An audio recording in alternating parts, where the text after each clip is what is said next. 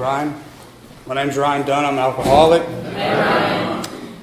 And it has been a wild ride. It's been a short ride, but like 4 years is definitely like the longest. I could have never imagined being sober this long, especially not consistently. In the back of my head, I'm sure it was a goal at one point, but it didn't seem possible. Try to get out some preliminary stuff. I told you I'm an alcoholic, and I'm grateful to be here. I'm grateful to speak for AA, to show up when AA asked me to. It's an honor. It is a privilege. I do have a home group. I just made my home group about a month ago. I made a transition from Dunn, North Carolina, which is the middle of nowhere, to Raleigh. So my home group is there as a solution. We meet in Holly Springs on Avant Ferry Road, Tuesday nights and Thursday nights at 7. Tuesdays is an open discussion, and Thursdays is a closed discussion. My sobriety date is March 15th of 2015. I have a sponsor. He has a sponsor, and I get to see his sponsor on a weekly basis at my home group too. So it's like I'm constantly surrounded. I get to stay current with a bunch of people in my network, but it's really important for me to stay current with my sponsor. And it might not be every single day, but it's definitely multiple times a week. So I'm going to try to tell you in a general way what I was like, what happened to me, and what I'm like now. I don't really think that the world changed when I got sober. I'm sure I expected it to, but it didn't. I believe that I had a psychic change as a result of trying to do this deal and the solution of Alcoholics Anonymous. So a little background of myself. I'm from Jackson Springs, again, the middle of nowhere. It's a great place. It's just pretty much fields, woods. We got some creeks. That's about it. And I grew up playing in the woods. I have an older sister and an older brother, so I'm the baby. I guess it skipped them because I was the one that was off the rails from the beginning. I was the tornado of the family. How do I put this? My mom pretty much raised 3 kids by herself, and it's not really a blame thing, but that became an excuse I would use later in life as to why maybe I had it harder. Pretty much reached for every excuse I could up until I got sober to make me feel like I'm not such a bad person, to make me feel like what I'm doing is reasonable and I'm not just absolutely crazy. Because I don't know about anyone else, before I went to detox and that treatment center, I really thought I was just crazy. I did not know what was wrong with me, and I don't think anyone else did either. I grew up and pretty much had everything that I needed, and I had most of what I wanted. But deep down from an early age, like I felt this I'm not gonna call it the impending doom, but like every time I would go hang out with friends or I would go to school, like it just seemed like everybody had it put together, and I did not have what they had. I know now that was me looking at how they looked on the outside and judging it by my insides, which if I do that today, it's still a really bad indicator of how I'm doing or how bad I'm doing. So I learned early on that like all my friends, their parents were together, well mine weren't. Everyone else lived in this gated community, and like I didn't. I lived like in a trailer, and I was like, man, my life's terrible.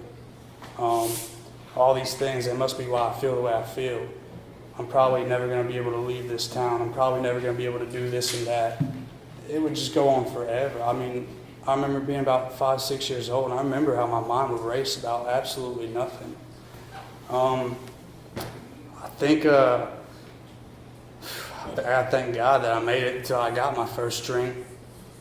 I remember trying alcohol for the first time, like consciously, when I was about 14 or 15, and I was by myself. I did not get the effect produced by alcohol, though. I thought it was a good idea to taste a bunch of random liquors that my mom had in her liquor cabinet that she never touched. So right off the get-go, like, I don't know why I'm trying to sneak this. I don't know why I'm seeking this, but like I feel like I should do this. I didn't receive the effects produced. I did mix a bunch of really horrible stuff. Goldschlager, Hypnotic. I don't know if anyone knows what that is. It's basically like Kool-Aid. I'm pretty sure there was some Jameson and some Kahula. Can't forget that. It was a bad idea. So I didn't feel anything, and I was just like, well, I don't know what this is about. I went about my way, I guess. What happened for me is when I was about to turn 16. It was the summer going into high school, and I was leaving middle school, and the best way I can put this is I found the woman I was going to marry in middle school, and thought she was the greatest thing ever. What happened for me is she broke up with me going into high school, and I was devastated. Very dramatic, but like just this hopeless romantic, and like, man, this was my solution to life. It was at that age. I don't know why, but I was convinced that I knew what love was, that I was going to marry this person, and my whole future was mapped out. And then it was just taken away. So what happened for me is, I basically came up with the excuse that this would be a good time to get drunk for the first time. I've never really gotten drunk. No one really pressured me. I ended up going to another girl's house. Her sister happened to like hang out with these guys in Fayetteville, so they're soldiers. They come back, they've been partying all night. I'm like, hey, will you buy me some beer? And they're like, yeah. It's a 15, 16-year-old kid, of course. Like, it's probably going to be a great night. This dude's going to be crazy. And what happened was just that. They went and bought me a case, and I really thought for the first time I was going to finish that whole case by myself.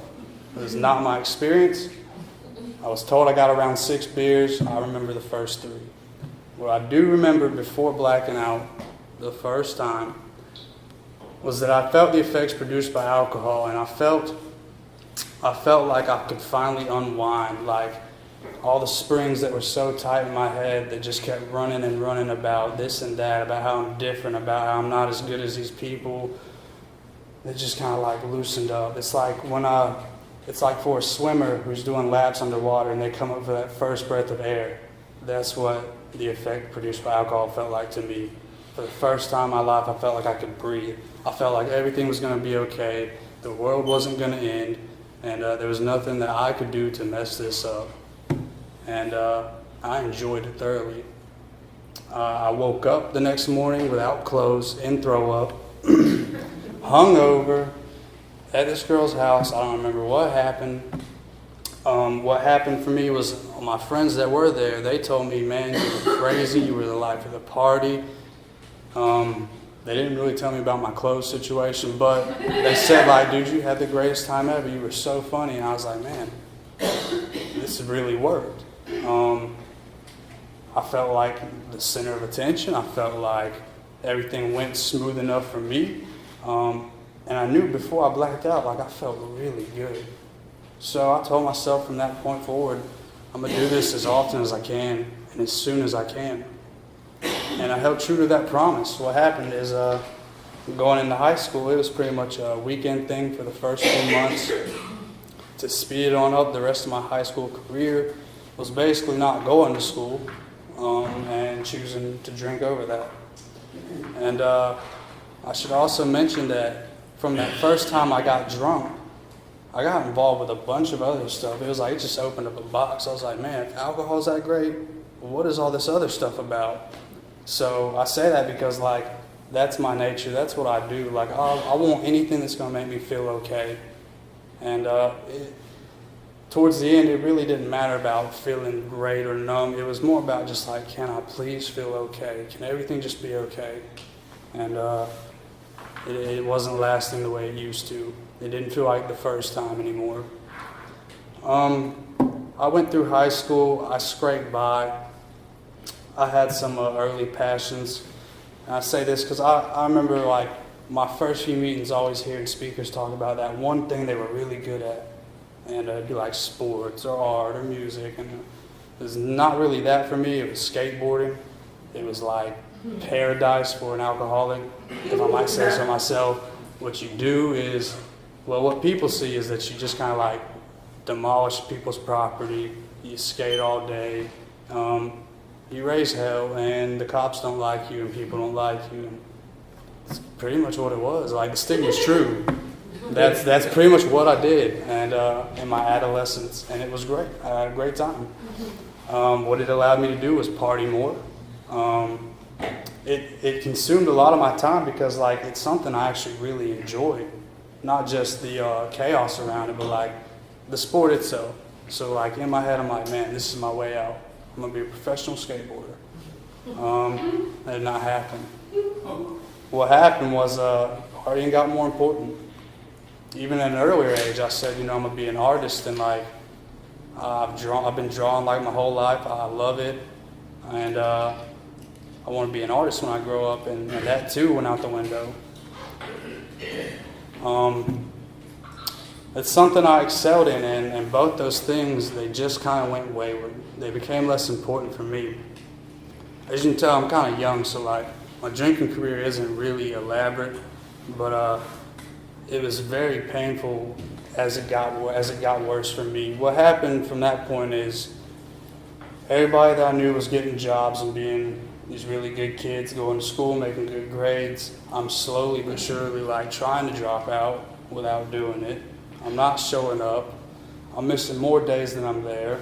When I am there, I'm intoxicated.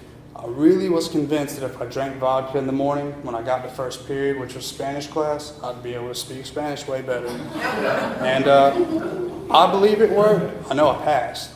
I know I did pass Spanish 1 and 2. And eventually that teacher got a little upset because you're not supposed to drink at school.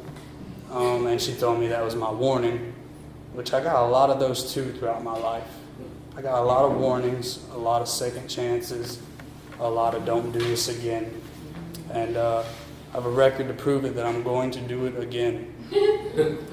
So, what also happens in high school is I become a self-employed entrepreneur, and not in a good way, in a way that activated my drinking to a whole nother level.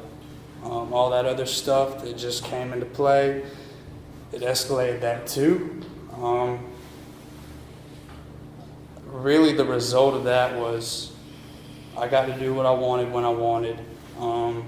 It built up my ego to a whole different level that I've never experienced before, because I'm either like the weirdest person in the room or the best person in the room. Like I'm just either like hot or cold, and there's no middle ground for me. And especially when I start drinking, I become just this egomaniac. And I thought that I was successful. I thought basically I'm a 16, 17-year-old kid. I thought if I made more money than my teachers, they can't tell me what to do. And I moved out at 16 at my mom's house, told her I'm a grown man, I don't need you. Thank you very much for what you've done. And I was off. I don't say those things proudly, it's just like that's literally what I thought.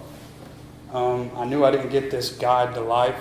When I was younger, I thought everyone else had it, so like I was over here trying to carve my own path. And pretty much what resulted from all that is I got the freedom to drink when I want, where I want, and how I want. And I got the experience to enter, I guess, the legal system on the wrong end. I also wanted to be a lawyer when I grew up, but that can't happen now. Basically, I just got a bunch of charges, and not just once or twice or 3 times, repeatedly, the same charges over and over and over again. Absolute insanity.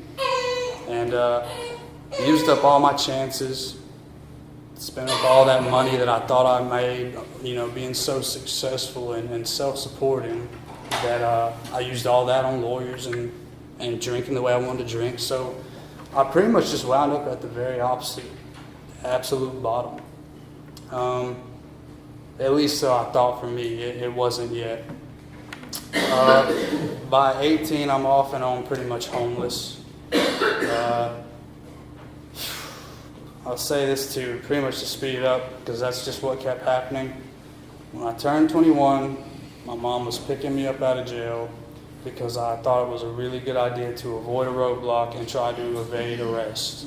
I thought that I could outrun the cops in a 1998 Ford Explorer And that was not the case. They're really fast. There was 5 of them and 1 of me. And what happened is I had this little moment of clarity that said I need to stop before I kill myself or someone else. So I stopped the car, I got out. I got treated the way I probably deserved to be treated, which was rough. And they took me to jail. I remember the cop repeatedly asking me, how much have you drank? And I was like, dude, I'll tell you everything else I've done, but I'm telling you right now, I haven't drank any alcohol. I was convinced that I was a superstar and that they knew me. And I was like, you already know me. I'm sure you've been watching. Like, I don't drink. I don't drink. That became a pattern in my life too, all the way up until I went to detox. Reason being, I believe, is the fact that I can let go of everything else, but if you take alcohol from me, I'm completely left like vulnerable, and I cannot stand it. What happened was I went to jail, called my mom, said, hey mom, will you bail me out? By the way, I hadn't spoken to her in a few years. That's kind of like how it goes for me. But I expect you to come to my rescue and help me whenever I need you. She said no, but she came after a few days. That's what moms do. They love you to death. And I'm grateful she did. I told her on the phone, like, when I get out of here, I will not mess around anymore. I'll quit the partying, I'll quit the whole lifestyle, I'll quit drinking, I'll quit everything. I just want to be free. I want to do the right thing. Because I grew up and I knew right from wrong. I knew like what you do and what you don't do. And I was kind of raised around the church early on, and as soon as I got the chance to rebel out of that, I was gone out the door. I was like, all right, bye. And I just knew that I wasn't acting the way I need to be acting. And I get out within 24 hours. I'm back home. My mom's put up a bunch of money to get me out, so like that's hanging over her head. She might lose that, knowing me and my record. And I'm drunk again within 24 hours. After making that solemn oath too, that like I really didn't want to drink. I really want to change. Clearly life is not working out, and that needs to go. But that didn't work for me. I got out. I got drunk that night, pretty much, and from there it was just constant trips to see probation officers, substance abuse counselors, and well, pretty much what that resulted in was a bunch of people trying to help me manage my life, and I absolutely cannot manage my own life. I cannot show up for the probation officer when she wants me there. The substance abuse counselor, I'll tell you this one, she told me that I would have to sign a contract to not use any substances and not drink any alcohol for 60 days. I said, I'll sign the one about the substances, but lady, I'm not signing the one about alcohol. She's like, are you serious right now? Like, you're going to go to prison. I'm like, I'm 21 years old. I could be fighting in the war right now. I'm an American and I'm going to drink. She did not buy it. She said, just sign it and stay out of trouble. I said, all right. So I did. She also asked me how much I drank, but you can figure I lied about that too. I told her maybe like 1 or 2 bottles a day. And so pretty much what happened from there is I'm starting to, we'll put it like this, when I got out, even though I drank, I was still set on like doing things right. I tried to get a job. I got a job at Taco Bell. I made it 3 weeks. I ended up just kind of like walking out of that job because really that 3 weeks that I was there, I don't even know if I got the paycheck from it. The 3 weeks that I was there, I didn't deserve it anyway. I would show up late every time if I showed up, or pretty much one of 2 things. I'm either at the ABC store down the road and I can't go in unless I have enough in me, or I'm sick and I'm trying to work, but I'm in the bathroom because I really can't do it, man. I'm too sick right now. I don't have enough. I'm plotting and scheming on how to get to that ABC store and literally see it if you walk out the door. And I don't have money. So what that means is I'm pretty much robbing and stealing from everyone to get something. I've lost really all morals and values in my own self. Like, I can't even see it. I cannot differentiate the true from the false anymore. Oh, man. Just looking back, it's real rough for me, but I know one example I normally tend to go to is for about 6 months, I did all right. And that's really just managing, substituting stuff, trying to be a decent person at home, not paying bills, not paying for probation. I'm just hanging in there. I'm really just waiting for my sentence. Like, they're going to send me to prison, and I'm not prison material, and I'm scared to death, but I can't change. What happens is I ended up going MIA. I just kind of dipped out, left home again, because, I mean, really, who wants to go back to your mom's house when you're 21 years old? All your friends now that you were looking at thinking, man, they're better than me, are either in college, graduating college, getting married, having kids, buying houses, and I'm like, what am I doing? Like, I've got to be worthless. Like, there's got to be more to life than this. I ended up going MIA, and what that means is a bunch of extra charges for not showing up anymore at all, no employment whatsoever. I'm really homeless. What happens is I either sleep in a bush, I either sleep at the train station downtown, or a friend is kind enough to let me stay either in their house or in their vehicle. There have been many hot days and nights that I've woken up in my friend's car in the back seat, just sitting in the woods, because like he works at a landscape crew and he would have to go to work, and like that's where I'd be. And for a while I was okay with that, as long as I got to drink the way I drank. But it was starting to get real old. Like I said, I was robbing to support my drinking. I also had acquired this taste beforehand for some wild turkey rare breed. And I'm telling you, I cannot afford it anymore. And everyone I'm stealing from, they can't afford it anymore. It's just getting really bad. I'm drinking whatever, whenever. And I'm starting to have to look at myself is really what I'm getting at. I'm starting to have to look at like, hey man, things are getting pretty rough. You sure you don't have a problem? You sure things are okay? And I didn't like that. I mean, I'd be walking around in the same clothes for like 3 weeks, smelling terrible, half hungover, half drunk. I don't know which way is which yet. And I'm wearing like these really nice shoes that I managed to keep. And I'm like, nah, you got it. Or I'm going in Walmart and I'm still in a case of champagne and I'm drinking champagne. I'm like, you know, alcoholics don't drink champagne. They drink wine. And I'm all right. These are things I would tell myself. Like, you're good, bud. You're good. Just hold out. Just hold out. Two examples that come to mind real vividly is when I went MIA from my mom's house. My nephew, he was 2 years old at the time, and he had this little piggy bank for his college fund. They were starting to put money in it, and I have no money. I wake up the day of that I just disappeared. I'm starting to feel some withdrawals. I'm starting to get the shakes. I'm getting really sick, and I know I'm not going to be able to like do anything. And I feel like I'm just going to like jump out of my skin. I've got to go somewhere. I've got to do something. I know what would fix it. I just want to get 2 40-ounce beers. The gas station's 4 miles away. I don't feel too hot, but I'll hike it. I'll do it. I'm like that with alcohol. It's anything you say, I'll do it. And I had the bright idea that what I would do is just get a little bit of change out of there. And that day is one I'll never forget, because I remember reaching in there just getting change out of this baby, like his little piggy bank for his college fund. And I'm just crying and I can't stop. And more importantly, like I can't stop my hand from reaching in it. I'm like past the point of return. I'm ashamed. I'm just filled with guilt, and I don't know how to stop doing what I'm doing. I don't know how to stop tearing up the lives around me.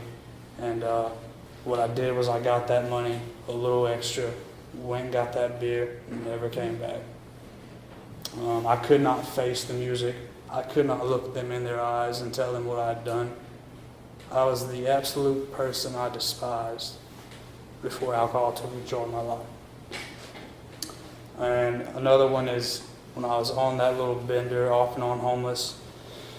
So I had one buddy, I'd say friend, but he probably doesn't think I'm a friend. And he said, "You can't stay at my house anymore. We can't trust you." I was like, "That's reasonable. I understand that." He said, "You can sleep in my van tonight, but after that, like, you gotta go, dude." I slept in this dude's van. I woke up literally on a bed of beer cans and Wild Irish Rose bottles, and just had like cans stuck to my head. I'm thinking, like, this is really what my life has become. Like, this is everything that I'm living for right now, and I just don't know what to do. Things didn't get better right away. Long story short, I continued terrorizing the lives of everyone around me. I got a phone call one day. Mom said, "The sheriffs have been looking for you. It's time to do what you know is right. It's time to turn yourself in. It's time to do something different. Aren't you tired of doing what you're doing?" And I was. I tried to convince her that I was on my way to Colorado. If you're not familiar, they've got this great market down there. I'm thinking if I could just smoke weed, I'm gonna be all right. If I could just do that, I'm gonna be all right. Truth was, I was not on the way to Colorado. I was looking for someone to rob, just being honest, and I wasn't having much luck. I knew that the sheriffs had been looking for me. I've been hiding from them. Wasn't hard to tell. And she said basically, like, "You either come here now or we put out a missing persons report." And I was like, damn, they're gonna get me. And what's gonna happen is I'm gonna go to prison. And man, that was terrifying. Probably not so much the prison part at this point, but like the fact that like me and alcohol are really about to have to get separated right now. Like, that's scary. At this point, I'm like drinking every morning I wake up. I can't stop. If there's a chance, I'm getting it. Brian talked about our little journey beforehand. I can't not mention it, man. I'd be at parties and be the last dude up at night, running around drinking like pretty much people's fallen soldiers. These like beer cans they didn't finish. Some of them had cigarette butts in them. Some of them probably had other stuff. I don't know. No, my point is, like, that was, man, I think I was like 17, 18. Yeah, look at him back there. Yeah, that's what we did. I'm glad we qualified. I'm glad we're here.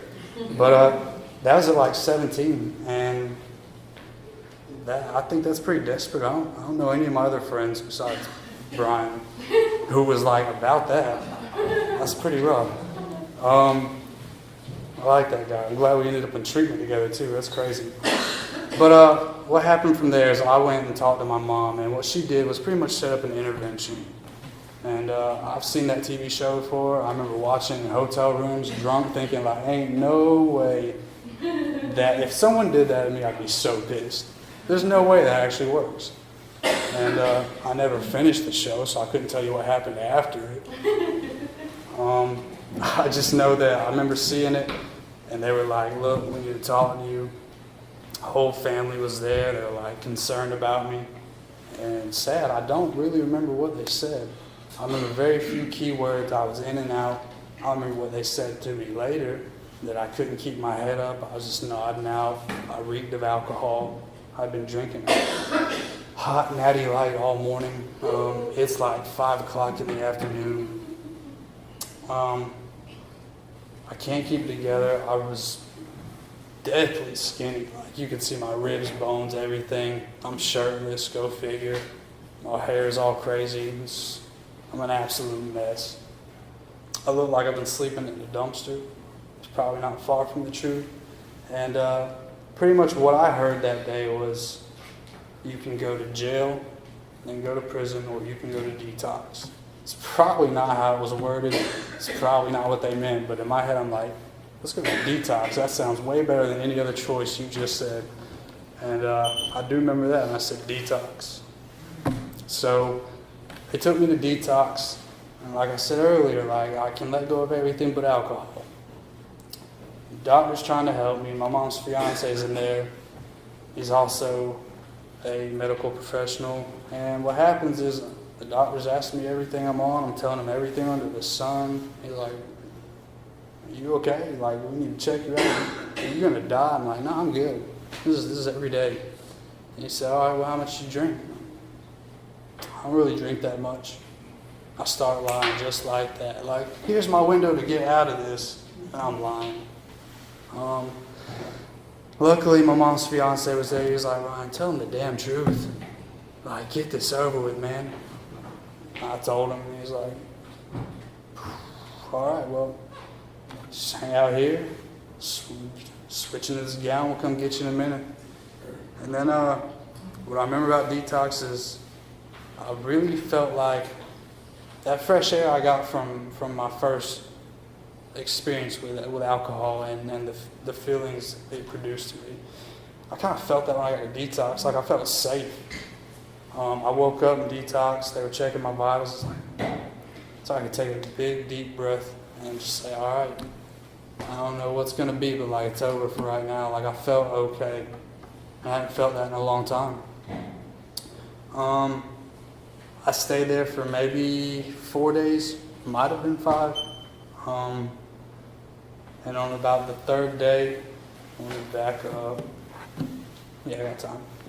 So in detox, they would let you do these little classes or little, I don't know what they were, little groups. One of them happened to be AA, thankfully, because that's where the seed was planted for me. That's the first time I had ever heard someone tell my story and not know me. But beforehand, they took us to this room. They said, "We want you to draw on this paper everything that you love and everything that you should live for." But what happened is a bunch of people around me, some alcoholics, I'm sure, some crazy people, I'm sure, they drew their families, they drew their pets, they drew their parents. I drew a bottle of whiskey, and like, it's somewhat humorous, but like, I was dead serious about what I love more than anything else. I drew some other stuff too. You can go figure. But that's like all I knew at this point. Like, I really thought this is how I was gonna die. This is what life was, and if it would end, that'd be really great. I'm too scared to do it, but if it would end, it'd be really great. So, a couple of days in, these guys come in from AA, and they tell me in this group, in a general way, what they used to be like, what happened to them, and what they're like now. And that 12-step work was exactly what I needed when I needed it. I saw one guy, he looked really familiar. He told his story, and it's like, man, I feel like he's talking about me. Like, maybe one of the nurses told him what was up with me before he came in here to tell this story. Like, they're trying to set it up. A little paranoid at this point too. Happens. And that was not the case. That man genuinely told me, and like, I don't really trust people, but for some reason, like, I believe every word this dude is saying. I can't help but believe. Like, it's just like that law of attraction. And he just seems sincere. And then after they're done, I would rush over to him like, "Dude, what do I gotta do? Like, can that happen to me?" And he said, "Of course you can. This is how you do it." He even gave me a little extra. He said, "This is probably how you should do it."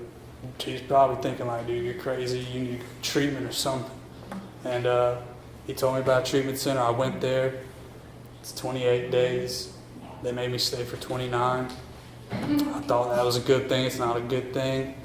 And what happened for me there is, I don't believe that's where like I got the fix, but what they did for me is they introduced me to AA meetings. They introduced me to the steps of Alcoholics Anonymous. And they allowed me a safe place to be for a little bit, because like, I'm off the rails, I'm crazy. Like, left to my own devices, it is not good. And what else they did for me was they tested my willingness. By that I mean they said, at the end of this stay, "Are you willing to move to Dunn, North Carolina?" And I was like, I'm willing to do everything else, but like that, like, that's too much. I don't know where that is. It's in the middle of nowhere. It's actually not a bad place. I lived there for A little over 3 years. Yeah, a little over 3.5 years. So what happened for me is I left treatment. I moved to Dunn, North Carolina. I got a home group. Had that home group up until I left for Raleigh. And I got established in AA up there. What was really cool was it was exactly what I needed. It's these much smaller meetings, like it's got to be like a workshop to have this many people, like something else, or a cookout or something. And the groups are small.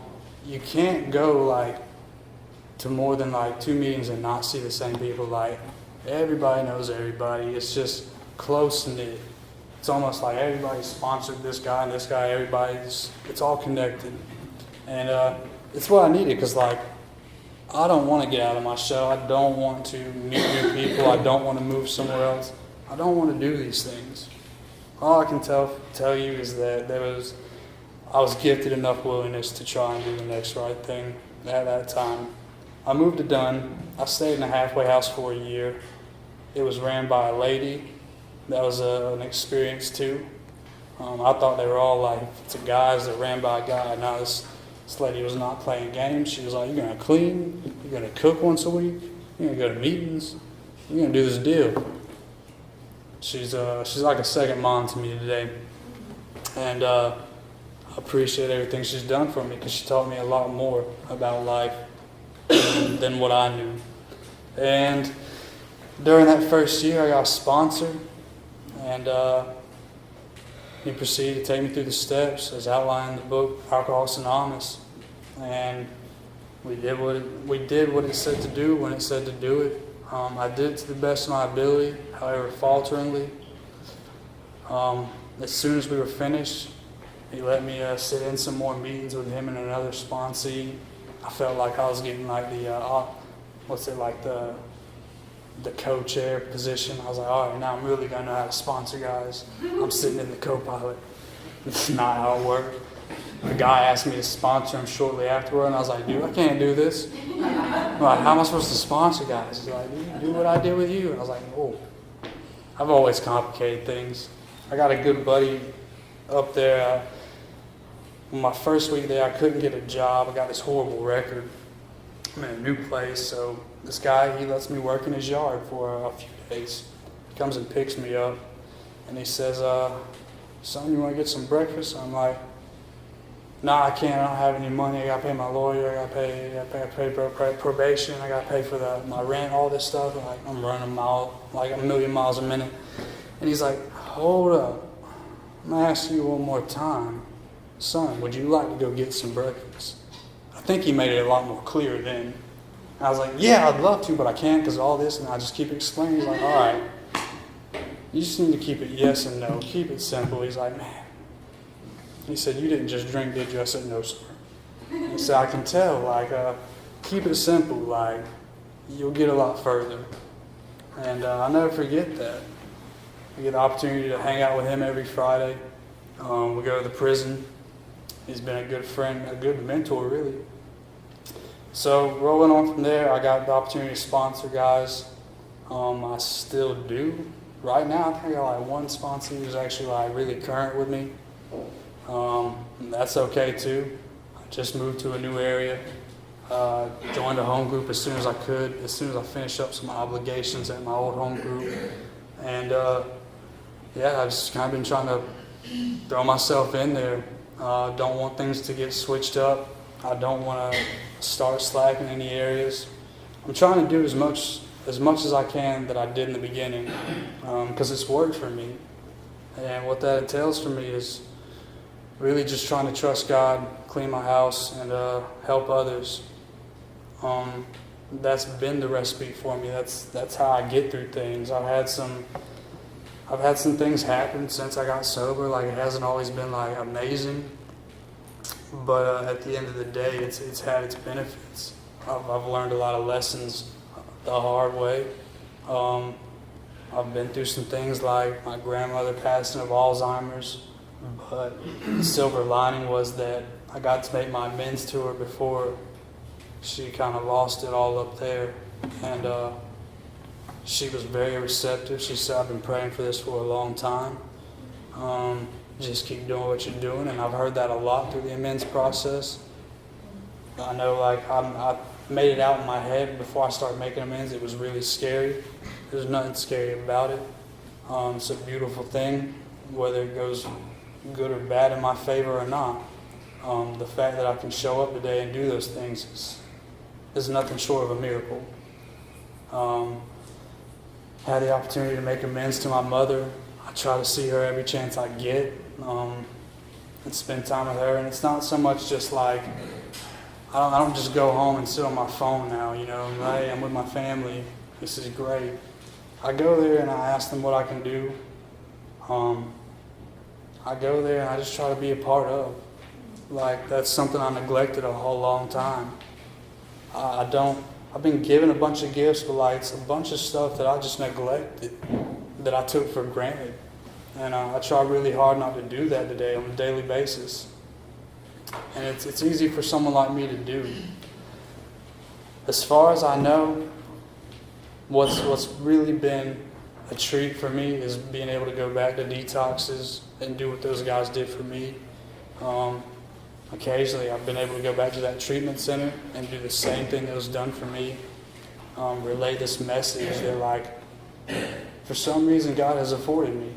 And to take it into a prison system, just to be able to carry it with me, like, I don't have to live a lie anymore. I don't have to wake up dreading the day. I don't have to go to sleep praying that God just don't wake me up. Like, because that happened more nights than I'd like to admit. And that prayer didn't come true for some reason. So what I can say today is I just try not to take things for granted. I try to show up, even if I'm really pushing on time. Man, I work at a body shop, and like I talked to my boss. I was like, it's 2 minutes till 5. I'm like, hey dude, I gotta go. Can I leave? He's like, yeah, get out of here. I like on my bike, and I was just hauling down here, and halfway through I was like, this is just crazy. Like, I'm gonna get there. Hopefully I'll be clean. You don't have to see me in my work uniform, but it's rough. And it'll be all right. It'll be the way it's supposed to be. And it's things are a lot better when I remember that. Sometimes it takes a little while. Other than that, I don't know what else I got to say. I'm pretty much out of time. I'll just say that, like, no matter what's happened, good, bad, losses, loss of friends, been able to attend some funerals that sometimes I think should have been mine, the way I was living, and I have not found it necessary to take a drink.